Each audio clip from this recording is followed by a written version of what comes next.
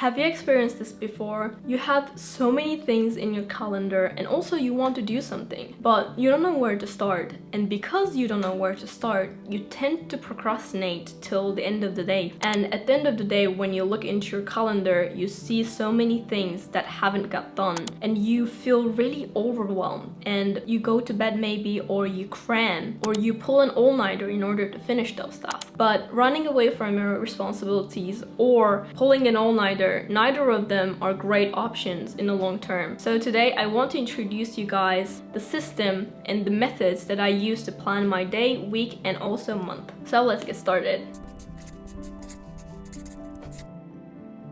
When it comes to scheduling my day, there's so many different ways to schedule your day. I have watched so many videos, read so many books about them, and tried so many apps about it, but I have one conclusion. The simpler it is, you're more likely to schedule your day. So basically, if you have a system that requires a lot of energy, a lot of activation energy to do that thing, you're more likely to procrastinate on that thing. For that, I use pen and paper. This is Moleskine Pro Project Planner. It's too expensive. I don't think you need it. I just wanted to try it. And I also use Google Calendar. Today, in order to make editing and filming easy, I'm gonna use my iPad mini to draw things and write things. But you don't necessarily need an iPad to do so. Google Calendar is free and you can use it on your mobile phones and also on your PC, but it's not necessary, to be honest. If you have pen and paper, that should work. So when it comes to my scheduling system, the first step will be doing a brain dump. So basically, the brain dump is writing all the tasks. When it comes to this system requires you to sit down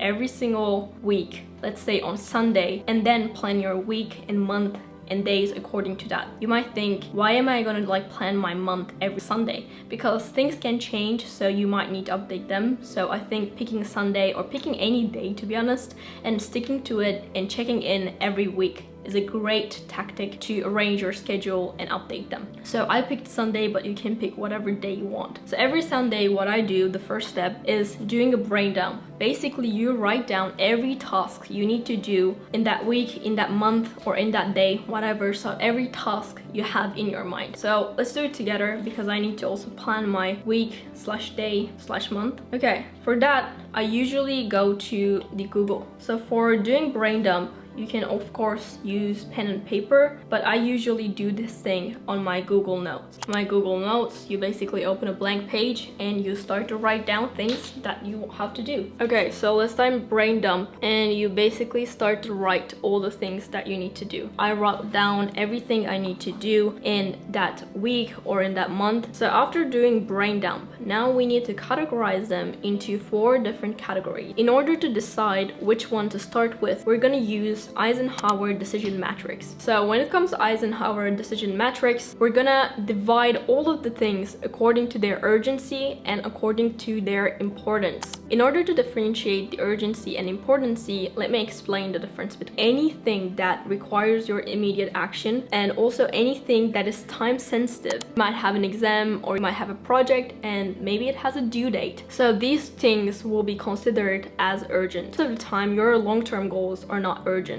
We usually tend to focus only on urgent things because they have this time deadline and due date, so you are tend to focus on those. If you only do urgent things, you probably miss important things for you. Therefore, you always need to make time for urgent and also important things so that you will also achieve your long-term goals but not miss on these deadlines. So important things require initiative and proactiveness, and also they are dedicated focused hours to do quality work, and their large impact on success. So let's say you are a medical student or whatever college student and you want to maybe start a YouTube channel, but you have your medical school exam, but you really want to be a YouTuber, right? So your exams will be urgent, but having a YouTube channel, filming videos for them, publishing your own videos might be important for you. In the long run, since you want to become a YouTuber, it's important to create videos, because if you want published videos, you can't become a YouTuber. Only focusing on your med school will not allow you to become a YouTuber. But at the same time, if you only focus on YouTube, then you'll probably fail on med school. In order to keep these balances, you need to understand what's urgent for you and what's important for you,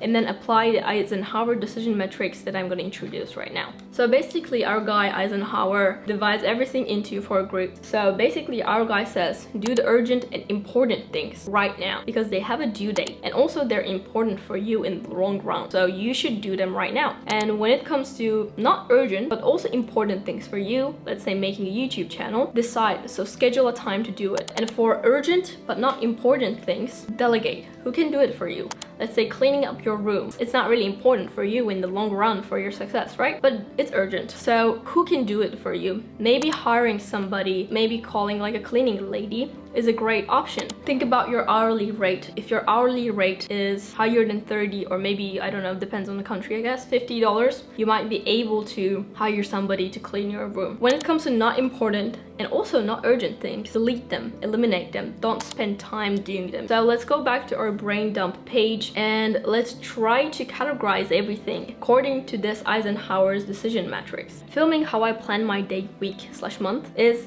important and also urgent. So let me color code it with green. And when it comes to responding mails, it's not urgent, but it's important. And after doing a brain dump and categorizing them according to the Eisenhower decision metrics, now let's move on to the Google Calendar and let me show you how I plan them out. But before moving to the actual planning, I want to introduce you guys to today's sponsor, NordVPN. With NordVPN, you can connect to 5,400 servers in 60 countries. Find a server near you for better speed or in a faraway location for more content. It's super easy to use, you can connect with one click, and it also has an amazing speed. You can use it in 6 devices on every major platform, so it doesn't really matter whether you have an Android or Linux, Apple products, or PC. You can access from anywhere, don't miss your favorite content. Even when traveling abroad, stay at home virtually. NordVPN's threat protection tool shields you from malware in a couple of different ways. It prevents you accidentally visiting malicious websites by restricting your access and showing you a warning message instead. Threat protection also scans every file you download. Get 2-year plan plus 1 month free clicking the link down the description below. It's risk-free with Nord's 30-day money-back guarantee. Thank you NordVPN for sponsoring a small proportion of this video. So now, since we categorize all of the tasks into 4 different groups, now all we need to do is placing them into our Google Calendar. I created a new Google Calendar account so that I can show you guys how I use Google Calendar.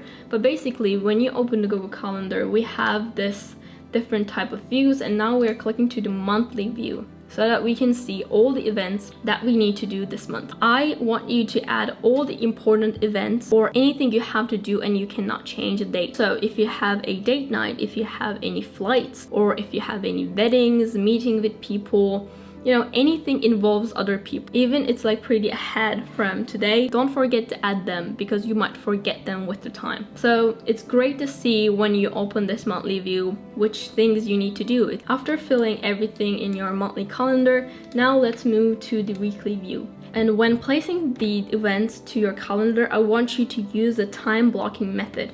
What is time blocking?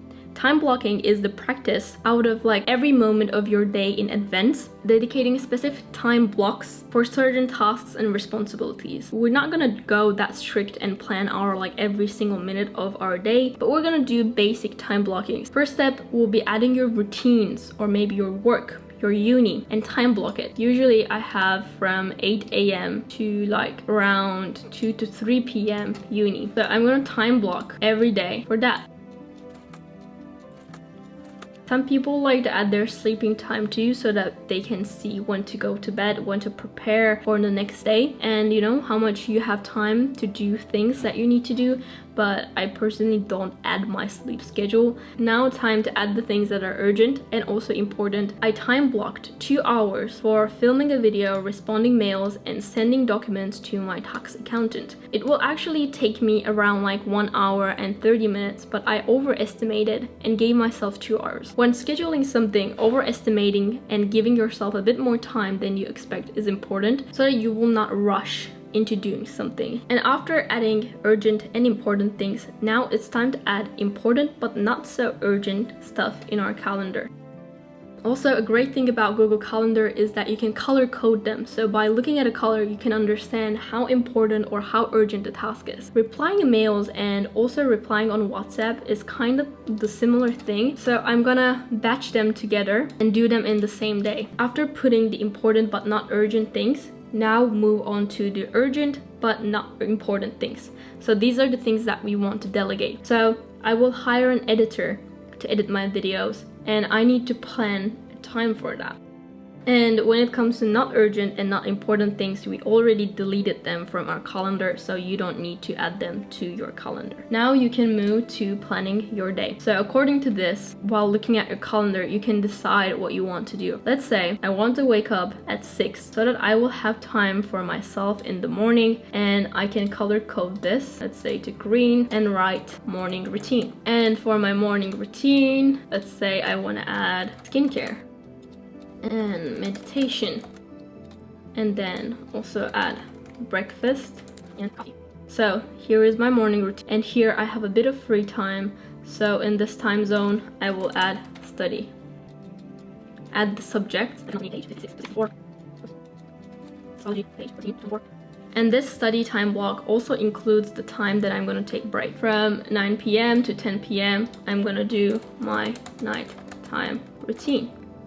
And then I'll go to bed, and you can see my day, and you can see how I planned my day. Okay, so that was how I planned my month, week, and day. And now let's talk about some of the tips that I can give when it comes to planning your life. The first tip will be always overestimate the tasks. Even if it's gonna take you 20 minutes, overestimate to 30, because things can happen and things can pop up in our lives, and we need to change our schedule a bit, and it happened. The second tip that I will give is always give yourself a 20 to 30 minutes of break between these different time blocks. It takes a bit of time to shift your mind from one task to another, and since we use time blocking method, which will allow you to focus on the project that is in front of you like deeply, you need a bit of break.